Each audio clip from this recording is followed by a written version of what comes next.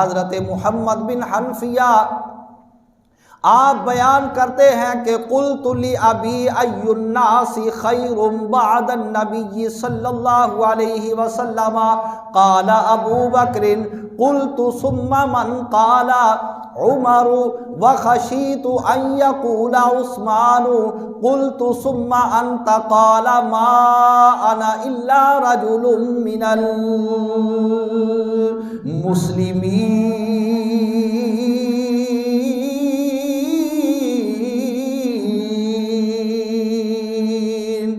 حضرت علی المرتضیٰ شیر خدا کے بیٹے حضرت محمد بن حنفیہ رضی اللہ تعالی عنہ روایت کرتے ہیں، میں نے اپنے والد ماجد سے سوال کیا کہ آپ یہ بتاؤ کہ نبی پاک علیہ السلام کے بعد غیر انبیاء میں سے سارے لوگوں سے بہتر کون شخص ہے؟ حضرت علی المرتضیٰ رضی اللہ تعالی عنہ نے حضرت ابو بکر کا نام لیا۔ آپ نے فرمایا کہ ابو بکر صدیق ساری انبیاء کے بعد اللہ تعالیٰ کی ساری مخلوق میں سے افضل ہیں۔ اور میں نے پھر سوال کیا کہ حضرت صدیق اکبر کے بعد دوسرے نمبر پر فضیلت کے اندر کون ہے؟ آپ نے حضرت عمر بن خطاب کا نام لیا۔ اور اس کے بعد میں نے آپ سے سوال کیا کہ پھر آپ ہوں گے، مگر نبی پاک علیہ السلام کے غلام حضرت علی المرتضیٰ شیر خدا رضی اللہ تعالی انہوں نے فرمایا کہ نہیں، یعنی آپ نے اپنا ذکر نہیں کیا کہ حضرت عمر کے بعد میرا مقام آتا ہے، اس واسطے کہ ان کے بعد تو مقام حضرت عثمان غنی ذو النورین کا آتا ہے، حضرت عثمان غنی کے بعد مولا کائنات کا مقام آتا ہے۔ آپ نے فرمایا نہیں، عمر کے بعد میرا مقام نہیں، بلکہ میں تو مسلمانوں میں سے ایک مرد ہوں۔ اب یہ جو آپ نے فرمایا ما انا الا رجل من المسلمین، میں تو مسلمانوں میں سے ایک مرد ہوں، ایک مسلمان انسان ہوں، اس جملہ کی تشریح کرتے ہوئے حضرت مولا کائنات کے اس جملہ کی تشریح کرتے ہوئے محدثین اور شارحین حدیث بیان کرتے ہیں کہ اس ایک جملے کے اندر حضرت علی المرتضیٰ شیر خدا رضی اللہ تعالی عنہ نے کمال درجہ کی اپنی تواضع اور عاجزی اور انکساری کا بیان کر دیا ہوا ہے۔ اللہ اکبر، یا رسول اللہ، حق چار یا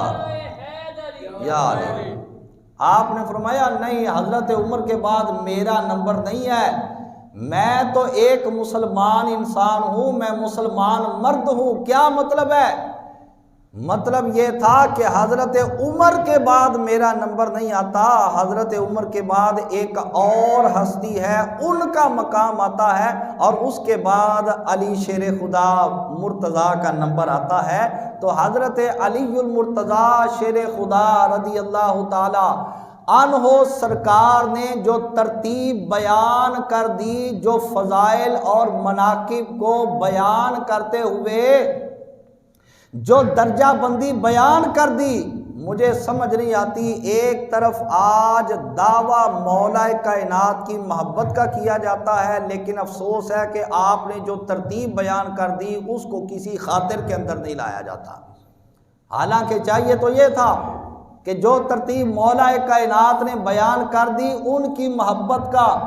دعویٰ کرنے والا اور دم بھرنے والا بھی اس کا پابند ہوتا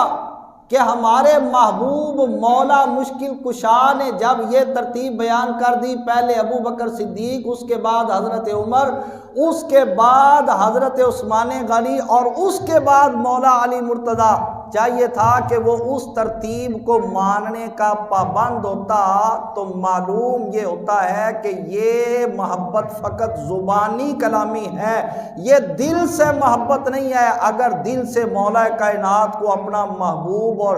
امام اور پیشوا مانا ہوتا تو پھر ان کی ترتیب کو کبھی ایک طرف اٹھا کے نہ رکھا جاتا، اس کو عملی طور پہ اپنایا جاتا اور اس کو اعلانیہ طور پہ اپنی اپنی مجالس کے اندر، اپنی محافل کے اندر بیان کیا جاتا، اس کو کبھی چھپا کر مولا کائنات کو پہلے نمبر پہ لا کر کھڑا کیا جاتا۔ جب وہ خود پہلے نمبر پر نہیں آئے اور جب خلافت کا اور بیعت کرنے کا معاملہ تھا، وقت آیا، حضرت علی المرتضیٰ رضی اللہ تعالیٰ عنہ بڑی خوشی کے ساتھ حضرت ابو بکر صدیق رضی اللہ تعالیٰ عنہ سرکار کی بیعت کر لیتے ہیں۔ تو جب انہوں نے خوشی کے ساتھ بیعت کر لی، انہیں کوئی پریشانی نہیں ہوئی، لیکن افسوس یہ ہے کہ آج بعض لوگوں کو یہ ماننے کے اندر بڑی پریشانی ہوتی ہے اور وہ اس کو بیان کرنا تک گوارا نہیں کرتے۔ تو یہ ساری کی ساری باتیں اور یہ چیزیں اس بات پر دلالت کرتی ہیں کہ مولا علی کو تو مانا مگر ان کی نہ مانی، اور جب تک ان کی نہ مانی جائے گی ان کو ماننے والا بندہ ہو ہی نہیں سکے گا، شمار ہی نہیں کیا جائے گا۔ جب قیامت کا دن ہوگا حضرت علی المرتضیٰ فرما دیں گے کہ تو نے تو دنیا کے اندر رہ کر میرا قول، میرا فرمان ماننا ہی نہیں تھا، تو کس طرح مجھ سے محبت کرنے والا بنتا پھرتا ہے، جاؤ کوئی اور دروازہ تلاش کرو جن کے نقش قدم پہ چلا کرتے تھے۔ جو تم لوگوں نے دنیا کے اندر اپنے عقائد وضع کر کے ان کو اپنا لیا تھا، وہ نہ اسلام کا طریقہ تھا نہ وہ ہماری بیان کردہ ترتیب تھی، یار کوئی اور دروازہ آج تلاش کرو، ہمارے دروازے سے تمہیں کچھ نہیں ملے گا۔